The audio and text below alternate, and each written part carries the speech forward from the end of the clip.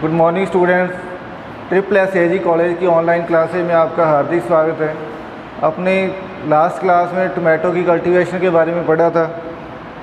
HORT 211 में tomato में आज अपने पढ़ रहे हैं फिजियोलॉजिकल डिसऑर्डर, मीन्स कायिक व्याधियाँ जो अपने फंगस या बैक्टीरिया या इंसेक्ट के द्वारा नहीं फैलती, ओनली न्यूट्रिएंट डेफिशिएंसी या इन्वायरमेंटल कोई प्रॉब्लम होती है, तो उसकी वजह से अगर कोई डिसऑर्डर लगता है या बीमारी लगती है तो उसे बोलते हैं फिजियोलॉजिकल डिसऑर्डर। तो इसमें फर्स्ट है ब्लॉसम एंड रॉट।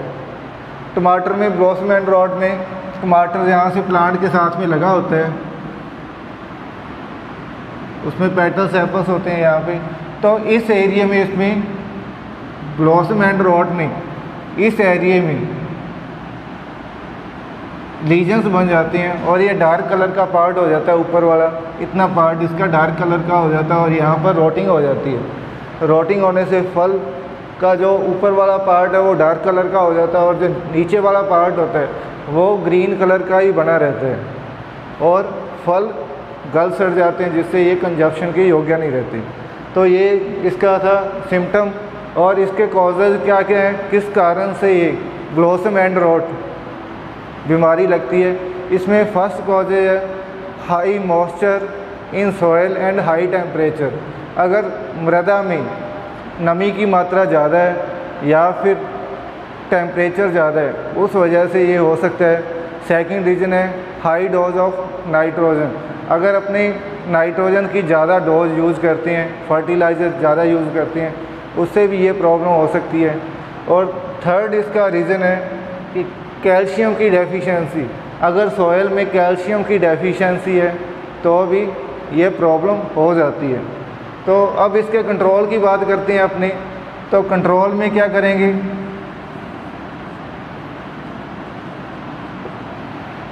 सबसे पहले तो इसमें अपने लाइट इरिगेशन करेंगे जिससे मॉइस्चर बना रहे बट ज़्यादा मात्रा में ना हो।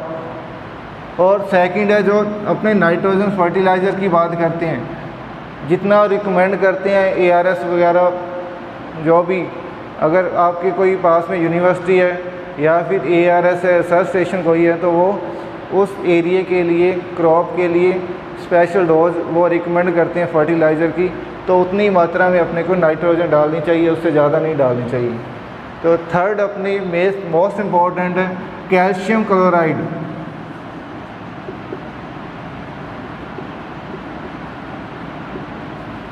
कैल्शियम क्लोराइड की 0.5% सॉल्यूशन की अपने स्प्रे करनी चाहिए और ये स्प्रे अपने जब फ्रूट डेवलपमेंट होता है तो उस टाइम करते हैं। तो ये था अपने blossom end rot. Next disease की बात करते हैं अपने फ्रूट क्रैकिंग।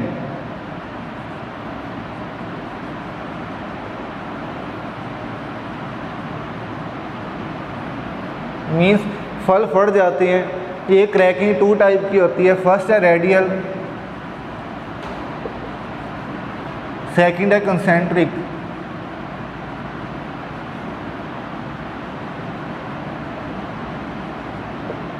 कंसेंट्रिक या कंसेंट्रिकल 2 टाइप की क्रैकिंग आती है। फर्स्ट है रेडियल। रेडियल में क्या होता है, जो फ्रूट बनता है टोमेटो का, तो इसमें लंबी लाइनों के रूप में इसमें क्रैकिंग आ जाती है। और सेकंड है कंसेंट्रिक, जो टमाटर का फ्रूट होता है, इसमें ऐसी लाइनों में गोलाकार चक्कर के रूप में जो क्रैकिंग आती है उसको कंसेंट्रिक बोलते हैं। जो रेडियल क्रैकिंग है ये ज़्यादा सीवियर होती है और ये राई फ्रूट पर आती है। कंसेंट्रिकल जो है ये ग्रीन फ्रूट के ऊपर आती है। अब अपने इसके बाद रीज़न की बात करते हैं, कॉजेज क्या क्या है इसकी। ये मोस्टली रेनी सीजन में आती है, रेनी सीजन में जो अपने क्रॉप लेती हैं। तो कॉजेज में अपनी बात करते हैं। सबसे पहले तो है मॉइस्चर। अगर लंबे टाइम तक रेनफॉल ना हो, ड्राई स्पेल हो, तो उस टाइम ये प्रॉब्लम आ जाती है। इसके अलावा सॉइल में मॉइस्चर की कमी हो जाती है तो भी ये प्रॉब्लम आ जाती है। और लास्ट मोस्ट इम्पॉर्टेंट है बोरॉन की कमी। अगर सॉइल में बोरॉन की कमी हो जाती है तो भी ये प्रॉब्लम आ जाती है। मोस्टली तो यही पूछते हैं क्वेश्चन में, फ्रूट क्रैकिंग कौन से न्यूट्रिएंट की कमी से होता है, तो उसमें अपने लिखेंगे बोरॉन। तो इसका अपने सॉल्यूशन क्या है, इसका नेक्स्ट कंट्रोल क्या है, इसका कंट्रोल की बात करें इसमें, तो एक तो अपने को लाइट इरिगेशन करते रहना चाहिए जिससे सॉइल में ऑप्टिमम मॉइस्चर बना रहे। नेक्स्ट बोरॉन की स्प्रे करनी चाहिए। बोरॉन में मीन्स बोरेक्स की 0.3 से 0.4% सॉल्यूशन की स्प्रे करनी चाहिए, और ये स्प्रे अपने 2 से 3 बार करते हैं जिससे जो प्लांट में बोरॉन की डेफिशिएंसी है वो कंप्लीट हो जाती है, पूरी हो जाती है, और उसमें ये प्रॉब्लम नहीं आती। ये था fruit cracking. Third physiological disorder है अपने पफीनेस।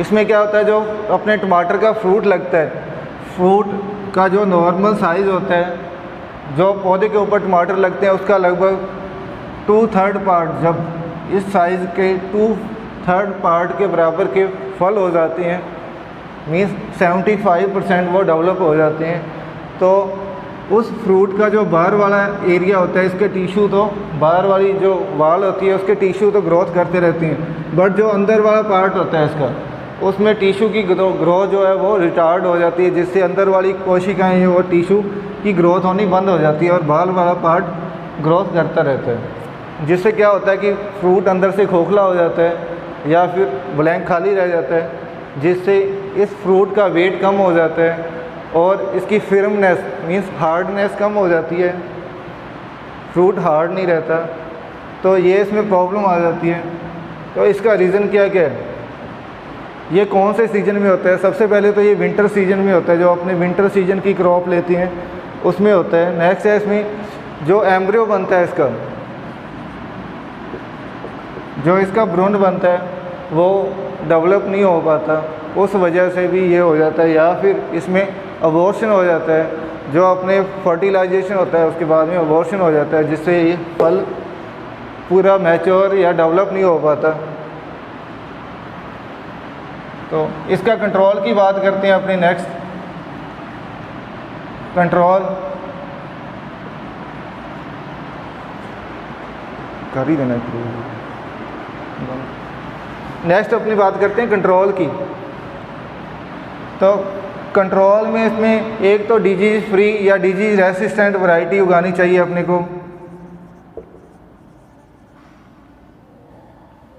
डिजीज़ रेसिस्टेंट वैरायटी उगानी चाहिए।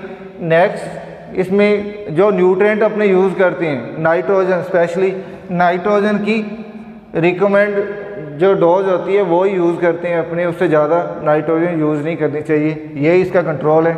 और नेक्स्ट अपनी बात करते हैं नेक्स्ट फिजियोलॉजिकल डिसऑर्डर की, जिसका नाम है कैट फेस।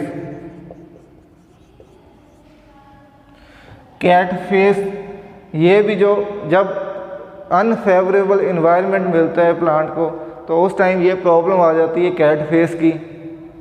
तो इसमें इसके सिम्टम क्या है?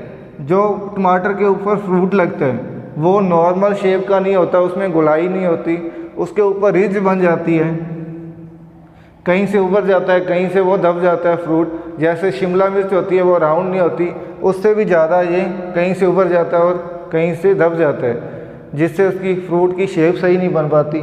तो ये इसका सिम्टम है कैट फेस का। इसमें रिज और फरो बन जाते हैं।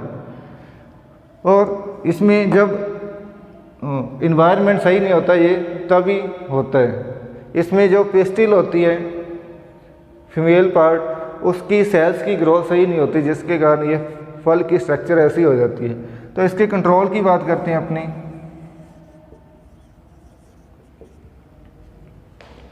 कंट्रोल की बात करते हैं तो इसमें एक तो डिजीज फ्री सीड लेना चाहिए या डिजीज रेसिस्टेंट वैरायटी का यूज़ करना चाहिए। और सेकंड नंबर पर जो अपने टमाटर की क्रॉप लेते हैं वो सही सीजन में लेनी चाहिए, मीन्स उस टाइम जो इन्वायरमेंट है टमाटर की क्रॉप के लिए वो फेवरेबल होना चाहिए। तो ये था कैट फेस। और नेक्स्ट फिफ्थ अपनी फिजियोलॉजिकल डिसऑर्डर की बात करते हैं सनस्कार्ड।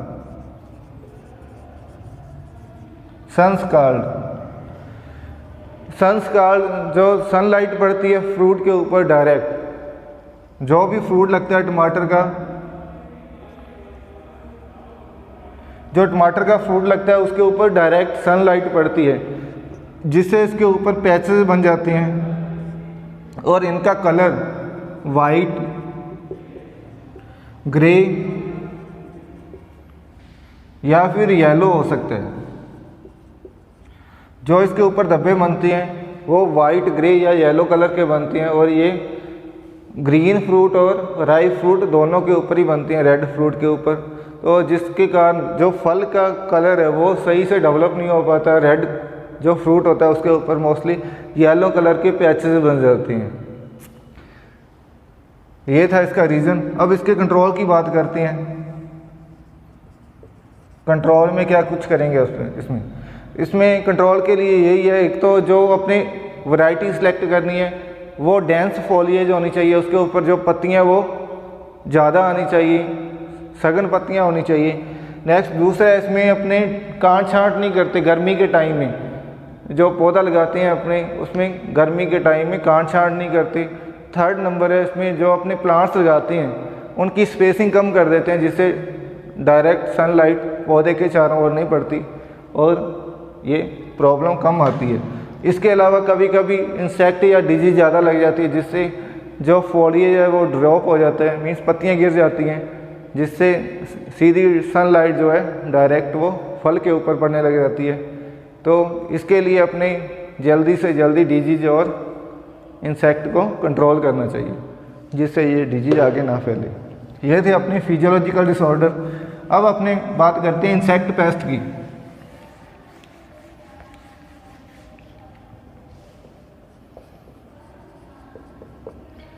इंसेक्ट पेस्ट,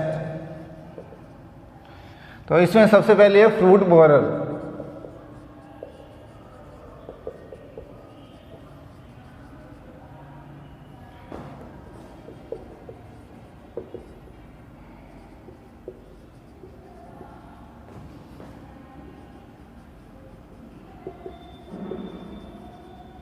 ये हेलिकोवर्पा आर्मीजेरा के कारण होता है और इसमें जो ये इंसेक्ट है इसके लार्वा पौधे के जो जब फ्लावर आते हैं तो फ्लावर को खाता है, फ्लावर बड को खाता है। इसके बाद में जब टेंडर फ्रूट लगते हैं इसके ऊपर तो उसके अंदर एंटर कर जाता है और अंदर से पल्प को खाता है, मीन्स उसके गुद्दे को खाता है, जिससे जो फल होता है वो खाने योग्य नहीं रहता, कंजप्शन के योग्य नहीं रहता। लगभग 5 से लेकर 50% तक इसमें लॉसेज हो जाते हैं। तो ये था इसका सिम्टम। और इसके बाद में इसके कंट्रोल की बात करते हैं अपनी। तो इसके लिए कार्बेरिल 0.1% या फिर फेनवारेट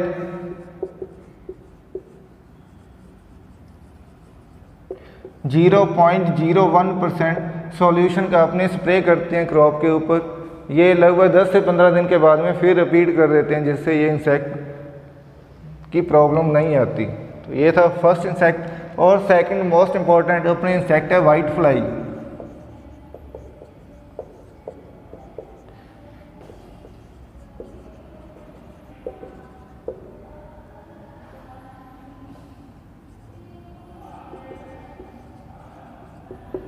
बमीसिया टबैकी इसका साइंटिफिक नेम है। ये एक रस चूसने वाला कीट है, मीन्स सैप को सक करता है, जिससे पत्तियां पीली पड़ जाती हैं। इसके अलावा ये लीफ कर्ल वायरस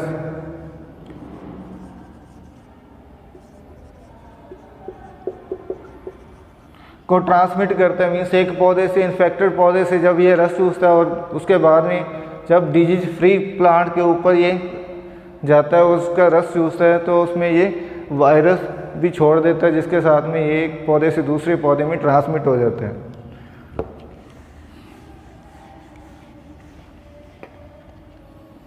अब इसके कंट्रोल की बात करते हैं अपनी।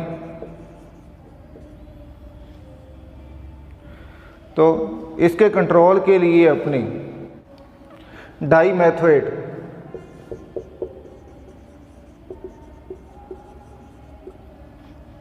0.05% के सॉल्यूशन का स्प्रे करते हैं। ये दो मोस्ट इम्पॉर्टेंट इंसेक्ट थे। इसके बाद में अपनी बात करते हैं डिजीज़ की।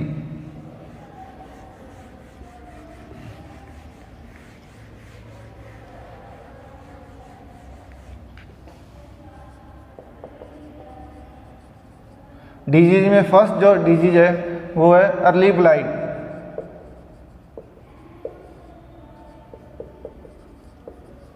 Early blight, Alternaria solani.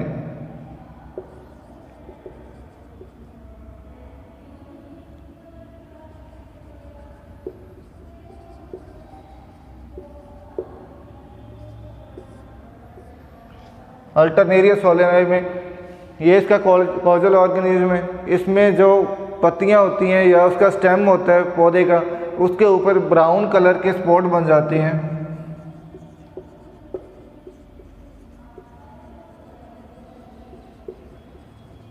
Brown colour के उसके ऊपर स्पॉट बन जाते हैं और ये साइज में बढ़ते रहते हैं। और ये स्पॉट जो बनते हैं कंसेंट्रिक बनते हैं, मीन्स इसमें गोलाकार संरचना बनती है स्पॉट के अंदर में, और इसको बोलते हैं कंसेंट्रिक। और उसके बाद में पत्तियां गिर जाती हैं और फलों को भी ये नुकसान पहुंचाता है। तो ये था इसका सिम्टम। अब इसके कंट्रोल की बात करते हैं अपनी। एक तो डिजीज फ्री अपने को सीड लेना चाहिए। नेक्स्ट अपने क्रॉप रोटेशन अपनाना चाहिए अपने को, मीन्स जहाँ पर ये बीमारी ज़्यादा होती है तो वहाँ पर अपने क्रॉप रोटेशन यूज़ करते हैं। इसके अलावा अपने Dithane M45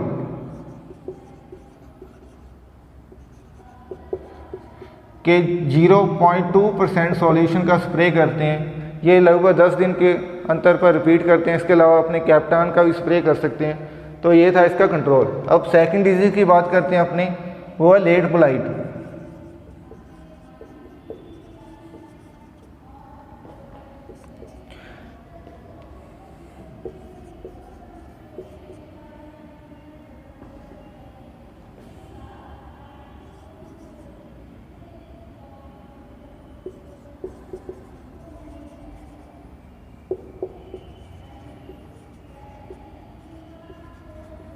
Phytophthora infestans,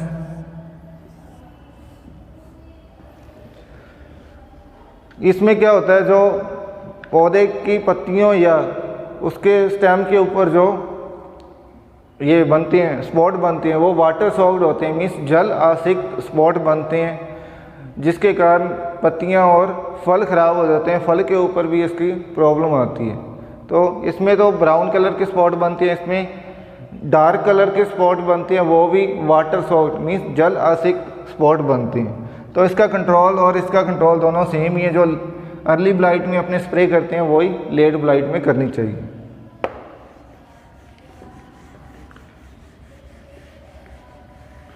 next third disease की अपने बात करते हैं। इसमें बककाई रॉट, बककाई रॉट या इसको फ्रूट रॉट भी बोलते हैं अपनी, फ्रूट रॉट।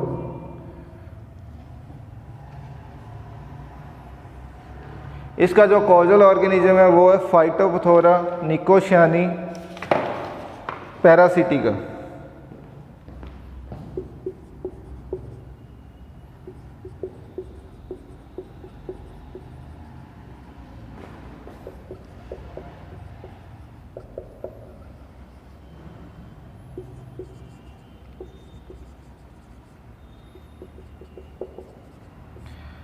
फाइटोप्थोरा निकोशियानी वार पैरासिटिका इसका कॉजल ऑर्गेनिज्म है। इसमें क्या होता है, जो प्लांट्स के ऊपर फ्रूट लगते हैं, फ्रूट्स का जो नीचे वाला पार्ट होता है वो सॉइल के साथ में टच हो जाते हैं। सॉइल के साथ में टच होने के कारण जो पॉइंट फ्रूट का सॉइल के साथ में टच होता है वहाँ पर गोल्ड कलर के रिंग बन जाते हैं।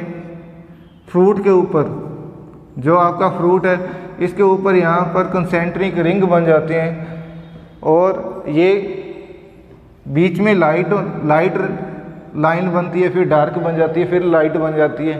तो रिंग बन जाती हैं पौधे के फल के नीचे वाले पार्ट में, जहाँ से वो सॉइल के साथ टच होता है, जिससे फल खाने के अयोग्य हो जाते हैं। तो ये इसका रीज़न था। अब इसके कंट्रोल की बात करते हैं अपनी, तो इसमें डाइथेन M45, डाइथेन M45 और कैप्टान के 0.25% सॉल्यूशन का अपने को स्प्रे करना चाहिए, जिससे ये बीमारी नहीं लगती है। अब बात करते हैं फोर्थ डिजीज की, वह लीफ कर्ल।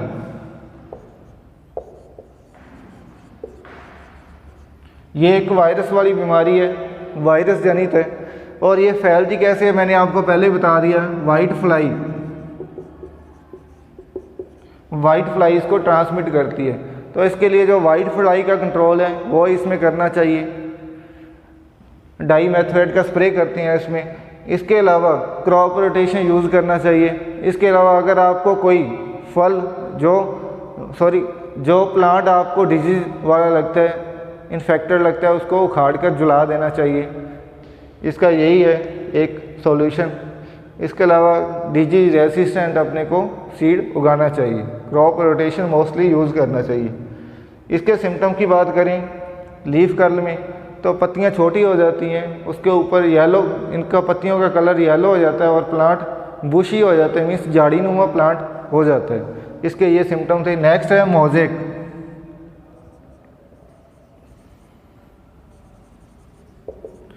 मोज़ेक ये भी वायरस जनित बीमारी है, एक वायरस के द्वारा फैलती है। इसके जो रीज़न है फैलने के, एक तो ये सीड बॉर्न डिजीज़ है, सीड के द्वारा फैलती है। अगर इन्फेक्टेड वायरस से इन्फेक्टेड सीड है तो उसके द्वारा ये फैलती है। इसके अलावा जो सकिंग पेस्ट हैं, जो रस चूसते हैं और एक पौधे से दूसरे पौधे पर जाते हैं, तो ये बीमारी उस पौधों में भी फैला देते हैं। अब इसकी सिम्टम की बात करें तो इसमें ग्रीन कलर के स्पॉट बन जाते हैं पत्तियों के ऊपर, और पत्तियां मॉटलिंग हो जाती है, पत्तियां मुड़ जाती हैं, जिससे पौधे की ग्रोथ रुक जाती है। तो इसका कंट्रोल क्या है? एक तो सीड को ट्रीटमेंट करना चाहिए अपनी HCl से, हाइड्रोक्लोरिक एसिड से इसको ट्रीटमेंट करना चाहिए। इसके अलावा क्रॉप रोटेशन अपनाना चाहिए, इंसेक्ट का कंट्रोल करना चाहिए। यही इसके कंट्रोल हैं। तो इसी के साथ आपकी टोमेटो की क्रॉप कंप्लीट होगी। मिलती है नेक्स्ट क्लास में। Thank you.